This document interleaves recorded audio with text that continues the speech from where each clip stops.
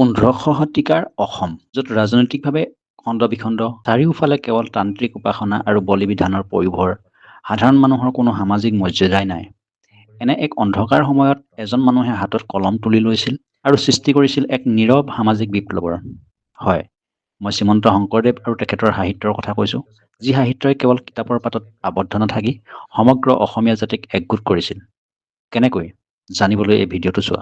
ছাত্ৰ-ছাত্ৰীসকল, আমাৰ চেনেললৈ তোমালোকক স্বাগতম জনাইছোঁ। আজি আমি শংকৰী যুগৰ সাহিত্যৰ পটভূমি আৰু বিশেষত্বৰ লগতে শংকৰী যুগৰ সাহিত্য আৰু সাহিত্যিকসকলৰ বিষয়ে আলোচনা কৰিবলৈ যত্ন কৰিম। মূল বিষয়লৈ যোৱাৰ আগতে তোমালোকক জনাওঁ যে ভিডিঅ'টোৰ ডেছক্ৰিপশ্যন বক্সত এই বিষয়ে সম্ভাৱ্য প্ৰশ্ন উত্তৰৰ এটা PDF লিংক দিয়া হৈছে, তোমালোকে ডাউনলোড কৰি ল'ব পাৰিবা। যদি তোমালোকে মোৰ চেনেলটো এতিয়াও ছাবস্ক্ৰাইব কৰা নাই, তেন্তে ছাবস্ক্ৰাইব কৰি মোক উৎসাহিত কৰিবা বুলি আশা কৰিলোঁ। প্ৰথমে আমি বুজিব লাগিব শংকৰী যুগৰ সাহিত্যৰ পটভূমি কেনেকুৱা আছিল। প্ৰাক-শংকৰী যুগত অসমৰ অৱস্থা বৰ শোচনীয় আছিল। তান্ত্ৰিক প্ৰথা আৰু বলি-বিধানে সমাজখনক ছানি ধৰিছিল। এনে সময়তে মহাপুৰুষ শংকৰদেৱে 12 বছৰ তীৰ্থভ্ৰমণ কৰি সৰ্বভাৰতীয় ভক্তি আন্দোলনৰ আদৰ্শৰ সৈতে পৰিচিত হয়। তাৰে ফলশ্ৰুতিত জন্ম হয় একশৰণ নাম ধৰ্ম আৰু সাধাৰণ মানুহক ভগৱানৰ ওচৰ চপাবলৈ মাধ্যম হিচাপে ব্যৱহাৰ কৰিছিল সাহিত্যৰ লগতে গীত, নাটক আদিক। ই আছিল এক নৱবৈষ্ণৱ জাগৰণ। শংকৰী সাহিত্যৰ মূল 4টা বৈশিষ্ট্যৰ কথা আঙুলিয়াব পাৰি। সেইকেইটা হৈছে, প্ৰথম, ই আছিল উদ্দেশ্যধৰ্মী, অৰ্থাৎ কেৱল মনোৰঞ্জন নহয়, কৃষ্ণ মাহাত্ম্য প্ৰচাৰ ইয়াৰ মূল লক্ষ্য আছিল। দ্বিতীয়তে, ইয়াৰ ভাষা নীতি। সাধাৰণ মানুহে বুজিব পৰাকৈ ঘৰুৱা অসমীয়া আৰু নাটগীতত এক কৃত্ৰিম সাহিত্যিক ভাষা ব্ৰজাৱলী প্ৰয়োগ কৰা হৈছিল। তৃতীয়তে, ৰসৰ প্ৰাধান্য। নৱৰস থাকিলেও ইয়াত ভক্তিৰস অৰ্থাৎ দাস্য আৰু বাৎসল্য ৰসৰ প্ৰাধান্য আছিল।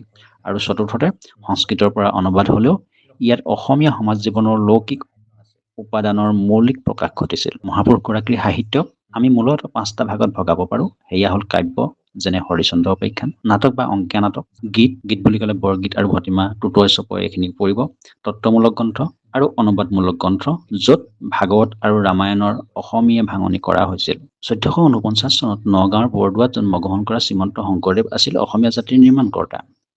তেখেত একেধাৰে ধৰ্মপ্ৰৱৰ্তক, কবি, নাট্যকাৰ, সাহিত্যিক আৰু চিত্ৰকৰ আছিল। তেখেতৰ বিষয়ে ডক্টৰ বাণীকান্ত কাকতিয়ে কৈছিল, আমাৰ জাতীয় আধ্যাত্মিক ক্ষেত্ৰত মহাপুৰুষৰ প্ৰধান দান। তেখেতেই সংস্কৃতৰ জ্ঞান সাধাৰণ মানুহৰ মাজলৈ লৈ আহিছিল। শংকৰদেৱৰ শৰণ কীৰ্তনৰ মূল ভেটি আছিল 2খন গ্ৰন্থ, কীৰ্তন-ঘোষা আৰু গুণমালা। 27টা স্বয়ংসম্পূৰ্ণ কাহিনীৰে গঠিত কীৰ্তন-ঘোষাৰ উদ্দেশ্য আছিল সহজ ভাষাত ভগৱানৰ মহিমা বৰ্ণনা কৰা। আনহাতে মহাৰাজ নৰনাৰায়ণৰ অনুৰোধত সমগ্ৰ ভাগৱতৰ সাৰমৰ্ম মাত্ৰ 377টা পদ আৰু কুসুমমালা ছন্দত লিখি উলিওৱা অভিনৱ গ্ৰন্থখন হৈছে গুণমালা। ইয়াক হাতী মাৰি ভুৰুকাত ভৰোৱা কাৰ্য বুলি কোৱা হয়। ছাত্ৰ-ছাত্ৰীসকল, ভিডিঅ'টো চাই কেনে পাইছা? যদি বুজি পোৱাত সহজ হৈছে তেন্তে লাইক এটা কৰিবা বুলি আশা কৰিছোঁ। এতিয়া আহোঁ শংকৰদেৱৰ নাট্য সাহিত্যলৈ। শংকৰদেৱে সংস্কৃত নাট্যশাস্ত্ৰৰ আধাৰত থলুৱা উপাদান সানি অংকীয়া নাটৰ সৃষ্টি কৰিলে। ইয়াত সূত্ৰধাৰৰ ভাৱ আছিল আটাইতকৈ গুৰুত্বপূৰ্ণ, যিয়ে কাহিনীটো বৰ্ণনা কৰে। ব্ৰজাৱলী ভাষাৰ ব্যৱহাৰ আৰু নৃত্য-গীতৰ পয়োভৰ ইয়াৰ প্ৰধান বৈশিষ্ট্য। তেখেতে ৰচনা কৰা 6খন নাট হ'ল পত্নীপ্ৰসাদ, কালীয় দমন, কেলিগোপাল, ৰুক্মিণী হৰণ, পাৰিজাত হৰণ আৰু ৰাম বিজয়। শংকৰী যুগৰ আন এটা অমূল্য সম্পদ হৈছে বৰগীত। ডক্টৰ বাণীকান্ত কাকতিয়ে ইয়াক নবুল নাম্বাৰ্ছ বুলি অভিহিত কৰিছিল। পাৰ্থিৱ সংসাৰৰ অনিত্যতা আৰু ভগৱানৰ প্ৰতি আত্মসমৰ্পণ ইয়াৰ মূল বিষয়বস্তু। মন কৰিবলগীয়া কথাটো হ'ল, শংকৰদেৱৰ বৰগীতত দাস্যৰস আৰু মাধৱদেৱৰ বৰগীতত শিশুকৃষ্ণৰ বাৎসল্য ৰসৰ প্ৰাধান্য দেখা যায়। শংকৰদেৱৰ যোগ্য উত্তৰাধিকাৰী আছিল মহাপুৰুষ মাধৱদেৱ। তেওঁলোকৰ মিলনক মণিকাঞ্চন সংযোগ বোলা হয়। মাধৱদেৱৰ সৰ্বশ্ৰেষ্ঠ কীৰ্তি হ'ল নামঘোষা, যাক হেজাৰী ঘোষা বুলিও কোৱা হয়। ইয়াৰ প্ৰায় 600মান বিভিন্ন সংস্কৃত পুৰাণ আৰু গীতাৰ শ্লোকৰ সুন্দৰ অসমীয়া অনুবাদ আৰু বাকীখিনি মৌলিক সৃষ্টি। নামঘোষাত মাধৱদেৱে নিজকে মৰুষমতী, দীন, হীন বুলি আখ্যা দি পৰমেশ্বৰৰ ওচৰত সম্পূৰ্ণ সমৰ্পণৰ ভাৱ প্ৰকাশ কৰিছে।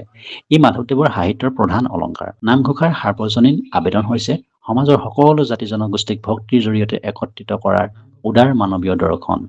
শংকৰদেৱৰ দৰে মাধৱদেৱেও নাট ৰচনাৰ যোগেদি মানুহক ভক্তি ধৰ্মৰ প্ৰতি আকৰ্ষিত কৰিবলৈ যত্ন কৰিছিল। কিন্তু শংকৰদেৱৰ নাটক আৰু মাধৱদেৱৰ নাটৰ মাজত পাৰ্থক্য আছে। শংকৰদেৱৰ নাটবোৰক অংকীয়া নাটক আৰু মাধৱদেৱৰ নাটকবোৰক ঝুমুৰা বুলি কোৱা হয়। শংকৰদেৱৰ অংকীয়া নাটৰ কাহিনী বিস্তৃত, নায়ক পূৰ্ণবয়স্ক কৃষ্ণ বা ৰাম আৰু ইয়াত দাস্য বা বীৰৰস থাকে। আনহাতে মাধৱদেৱৰ ঝুমুৰাসমূহ চমু, নায়ক দুষ্ট শিশু কৃষ্ণ আৰু ইয়াত মাতৃ-পুত্ৰৰ স্নেহ আৰু বাৎসল্যৰ ৰস থাকে। মধ্যযুগৰ সোণালী যুগ হিচাপে খ্যাত শংকৰী যুগৰ এই দুজন গুৰুৰ উপৰিও আন বহুতো পণ্ডিত আছিল। ৰাম সৰস্বতীয়ে বধকাব্যৰ যোগেদি সাধাৰণ মানুহৰ মাজত বীৰত্ব আৰু ভক্তিভাৱ প্ৰচাৰ কৰিছিল। অনন্ত কণ্ডলীৰ কোমৰ হৰণ আৰু শ্ৰীধৰ কণ্ডলীৰ কাণখোৱা আছিল অতি জনপ্ৰিয়। আৰু আটাইতকৈ গুৰুত্বপূৰ্ণ হৈছে ভট্টদেৱ। তেখেতে কথা ভাগৱত আৰু কথাগীতা ৰচনা কৰি অসমীয়া গদ্য সাহিত্যৰ জনক হিচাপে প্ৰতিষ্ঠা লাভ কৰিছিল। শংকৰী সাহিত্য কেৱল কিতাপতে সীমাবদ্ধ নাথাকিল। ইয়াক সংৰক্ষণ কৰিবলৈ গাঁৱে গাঁৱে গঢ়ি উঠিল নামঘৰ আৰু সত্ৰ।